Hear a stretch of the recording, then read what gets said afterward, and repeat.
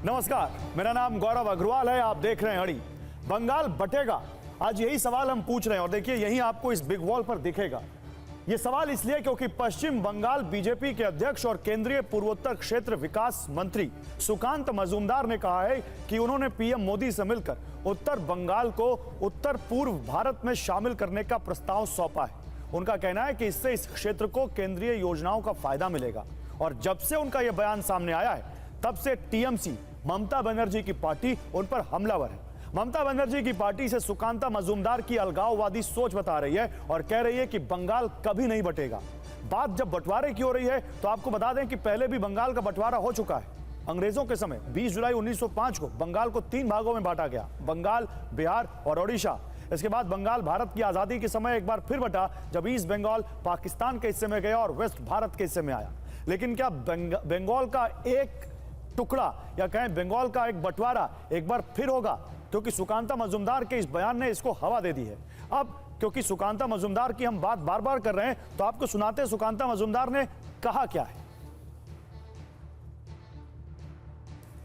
माननीय प्रधानमंत्री हाथे একটি প্রস্তাব তুলে দিয়ে এসেছি, আপাতত যে একটি প্রেজেন্টেশন তুলে দিয়ে এসেছি যাতে নর্থ ইস্টের সাথে উত্তরবঙ্গে সিমিলারিটি কী কী আছে এবং তার ফলে উত্তরবঙ্গকে নর্থ ইস্টের অন্তর্ভুক্ত করা যেতে পারে এই ধরনের প্রপোজাল আমি মাননীয় প্রধানমন্ত্রীকে দিয়েছি।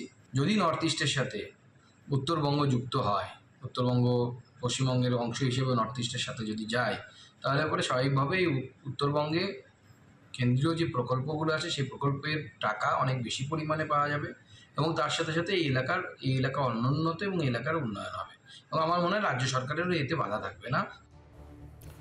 और सुकांता मजूमदार से हमने इस बात पर उनसे बात करने की कोशिश की तो उन्होंने कहा कि नहीं, मैं इस पर आगे और कुछ नहीं बोलूंगा। हम चाहते थे कि वो आके इस पर क्लैरिटी दें। सुकांता मजूमदार के इस बयान के बाद टीएमसी सांसद सुदीप बंदोपाध्याय क्या कह रहे हैं वो भी आप सुनिए। बंगाल विभाजन कभी नहीं होंगे, इसका बहुत पहले सुभाष घिसिंग दार्जिलिंग को गोरखालैंड बनाने के लिए मांग उठाया था। पश्चिम बंगाल का हम जनता कैसे प्रतिवाद किया था लोग देखे हैं।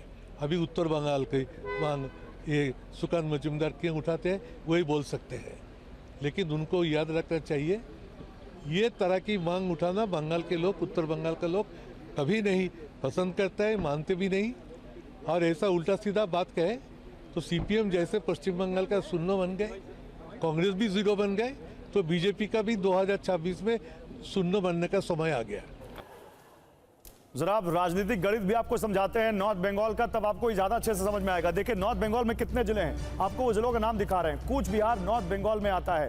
इसके अलावा आप देखिए, इसके अलावा हम यहाँ पर और दिखाएं, जल्दी से पीसीआर इसको चेंज करिए। यहाँ पर 8 जिले आते हैं नॉर्थ बंगाल में, जिसमें एक कूच बिहार से हम बात कर रहे हैं। इसके अलावा अलीपुर द्वार इसी में आता है। अलीपुर द्वार के अलावा इसमें यहाँ पर जलपाईगुड़ी इसी नॉर्थ बंगाल में आता है। जलपाईगुड़ी के बाद उत्तर दिनाजपुर इसी में आता है, दक्षिण दिनाजपुर इसी में आता है, कालिम्पोंग इसी में आता है, मालदा इसी में आता है। तो ये करीब 8 जिले। जल्दी जल्दी पीछे इसको चेंज करते हैं। दार्जिलिंग के बाद यहाँ पर आप देखिए उत्तर दिनाजपुर, उसके बाद दक्षिण दिनाजपुर, मालदा, ये 8 जिले नॉर्थ बंगाल में आते हैं। अब इसका राजनीतिक गणित भी आपको समझाते हैं नॉर्थ बंगाल का। ये जो हिस्सा आप देख रहे हैं ना, 1 2 3 4 5 6 7 8, ये वाला ये जो हिस्सा है, जो आपको ऊपर का हिस्सा दिखता है, ये है नॉर्थ बंगाल। अगर आपको इसको और अच्छे से दिखाऊं तो ये पश्चिम बंगाल का पूरा नक्शा है, जिसमें यहाँ से मालदा से ऊपर का हिस्सा जो है ये पूरा नॉर्थ बंगाल में आता है। अब इसको आप समझिए, क्या ये 2 टुकड़े हो जाएंगे, वो टुकड़ा और ये टुकड़ा अलग अलग हो जाएगा?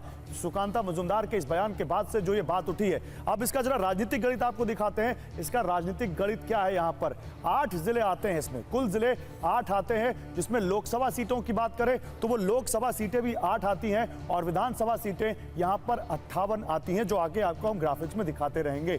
लेकिन अब सवाल यह है कि यहाँ सुकांता मजूमदार ने जो कहा है, सुकांता मजूमदार कौन है वो भी दिखा दीजिए पीसीआर। सुकांता मजूमदार कौन है, ताकि हमारे दर्शकों को समझ में आए कि सुकांता मजूमदार जो कह रहे हैं वो कोई ऐसा वैसा इंसान नहीं कह रहा है। बलूरघाट से बीजेपी के सांसद हैं, पश्चिम बंगाल बीजेपी के अध्यक्ष हैं, अभी केंद्र में मंत्री हैं, मोदी कैबिनेट में राज्य मंत्री हैं, वो शिक्षा मंत्रालय में राज्य मंत्री हैं और पूर्वोत्तर मामलों में भी राज्य मंत्री हैं, पूर्वोत्तर विकास मंत्रालय में। अब इस पर बात करने के लिए मेरे साथ कौन कौन है, इस पर बात करने के लिए देखिए मेरे साथ यहाँ पर शहजाद जुड़ चुके हैं। शहजाद पूनावाला, आप बीजेपी के प्रवक्ता हैं। इस पर बात करने के लिए मेरे साथ देखिए गौतम दादा जुड़ चुके हैं, गौतम लाहिड़ी, जो कि पश्चिम बंगाल के एक बहुत अनुभवी पत्रकार हैं, बंगाल की पॉलिटिक्स को बहुत अच्छे से समझते हैं। प्रोफेसर कौशिक चट्टोपाध्याय हमारे साथ हैं, आप सीपीएम के लीडर हैं, और थोड़ी देर में टीएमसी के प्रवक्ता स्वयं पुरोहित हमें ज्वाइन कर रहे हैं। आप सभी का स्वागत है। शुरुआत शहजाद मैं आपसे करूंगा। शहजाद, सुकांता मजूमदार के बयान पर टीएमसी बहुत हमलावर है और सुदीप बंदोपाध्याय कह रहे हैं Bengal will never be divided, Bengal कभी नहीं बढ़ सकता, और यही सोच जिस तरह से सीपीएम को शून्य पर ले आई, यही सोच बीजेपी को भी शून्य पर ले आएगी। इस प्रकार से जब उत्तर ना हो तो सवाल को भटका देना। जो सुकांता मजूमदार जी ने कहा है, उनका बयान मेरे पास कोटेड बयान है। उन्होंने कहा है कि उत्तर बंगाल के इलाकों को नॉर्थ ईस्ट के काउंसिल में, क्योंकि उधर वहाँ पे फंडिंग जो मिलती है वो उसका लाभ इनको मिले, उसके साथ इंक्लूड किया जाए ताकि सेंट्रली स्पॉन्सर्ड स्कीम्स का उनको फायदा मिले। कहीं पर भी बाइफर्केशन, स्प्लिट या डिवाइड करने की बात नहीं है। और ये क्यों कहा गया है, इसके मैं 3 पुख्ता कारण देता हूँ। बंगाल का बजट 3 लाख करोड़ का है लगभग। जो 8 जिले आते हैं जो आप बता रहे थे स्क्रीन पर, जो नॉर्थ बंगाल बताया जाता है, आपको पता है उसको कितना मिला? 861 करोड़। वहां पे 22% आबादी रहती है। और आपको पता है मदरसों को कितना मिला? 5000 करोड़। मदरसों को 5000 करोड़, और नॉर्थ बंगाल में 22% आबादी रहती है, 861 करोड़ मिला। दूसरा, उदयन गुहा जो इनके मंत्री है, उनका बयान आया। कौन डिवाइड करता है देखिए। उदयन गुहा कहते हैं क्योंकि इस इलाके में बीजेपी को वोट मिला है, यहां पर हम फंड नहीं देंगे।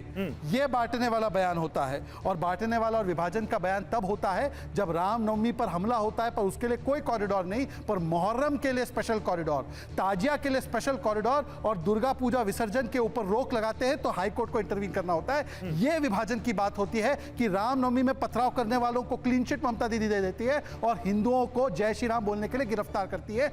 यह विभाजन की मानसिकता है जो ममता दीदी दिखाती है। सीए के कानून में